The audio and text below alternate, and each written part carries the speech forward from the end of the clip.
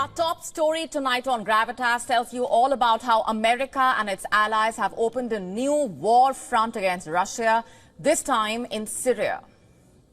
As if we've not had enough war with Putin's advance in Ukraine and volcanic eruptions in West Asia, Syria is now headed for yet another round of bloodshed and devastation.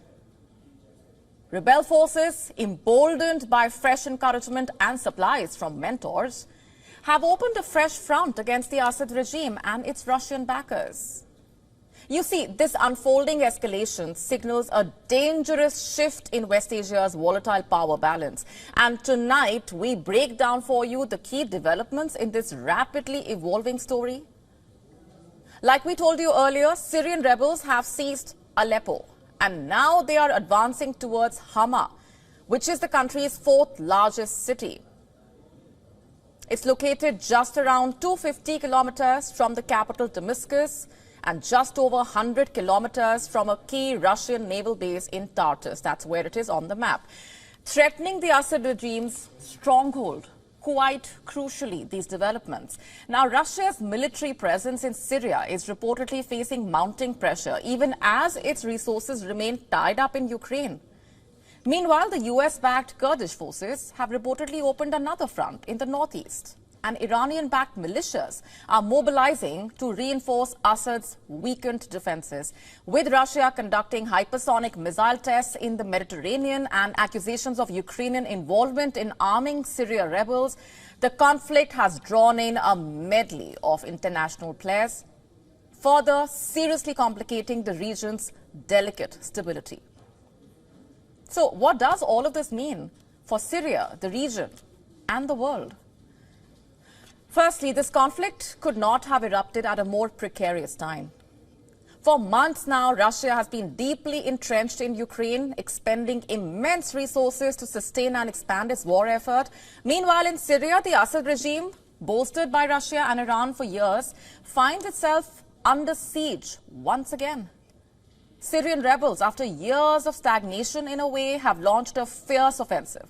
Like we told you, the rebels are now advancing towards Hama, a city that has remained under government control since the civil war started in 2011.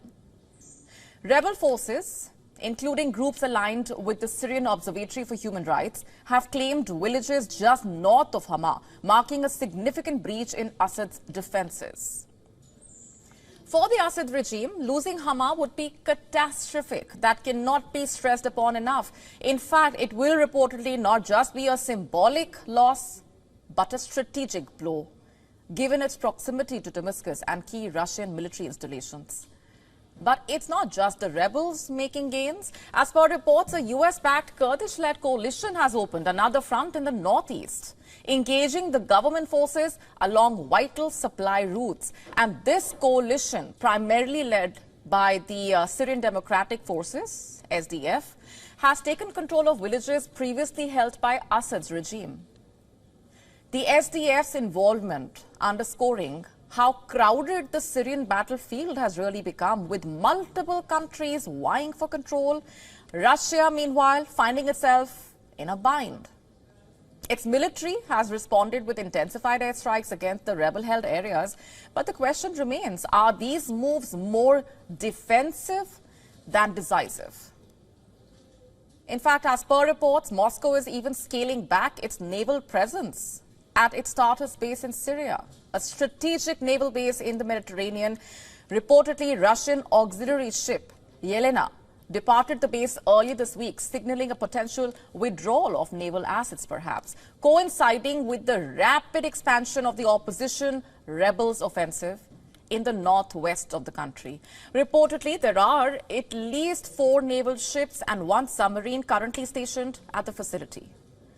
But while Russia may be withdrawing assets at one end, at the other, it is showing its military prowess.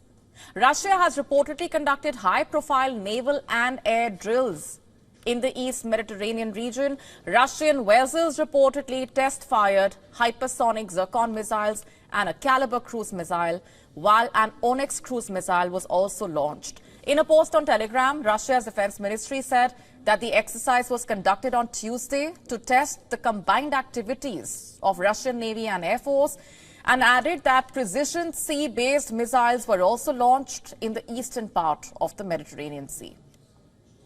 These exercises involving hypersonic missiles aim to project strength, but with resources divided between Ukraine and Syria, can Moscow really effectively manage both the fronts? Iran, another key player in Syria, appears to be recalibrating its strategy. You see, over the past 3 months, the war with Israel has reportedly weakened Hezbollah, undermining one of Assad's strongest allies.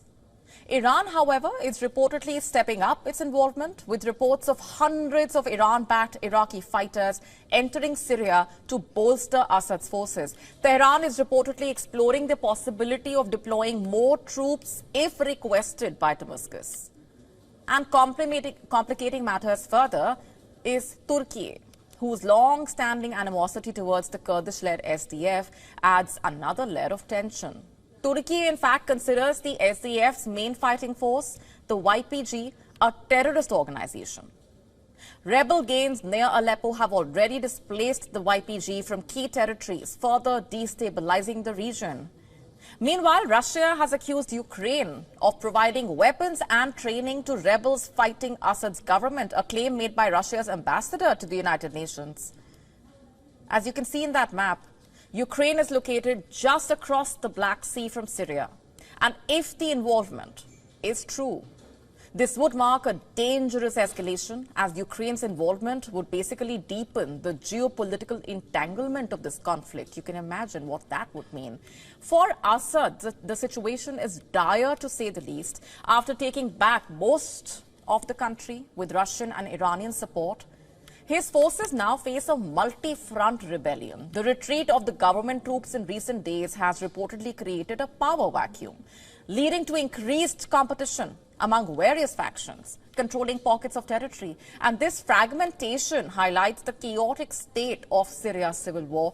Diplomatic efforts to stabilize Syria remain fragile at best. Iran, for that matter, announced a planned meeting with Turkey and Russia in Doha to discuss the border issues. But the complexity of the conflict, with so many actors pursuing conflicting agendas, making a unified resolution seem like a distant prospect at the moment. The timing of this escalation suggesting a calculated move by the rebel forces and their backers to exploit Russia's distraction in Ukraine. With Moscow's focus divided, Assad's regime appears vulnerable in ways not seen for years. Yet the involvement of so many international players, each with their own interests, means that the situation could spiral out of control, dangerously dragging the region into deeper chaos. And whether this marks the beginning of the end for Assad or just another chapter in the Syrian civil war remains to be seen. To stay up to speed with the latest news, download the WION app and subscribe to our YouTube channel.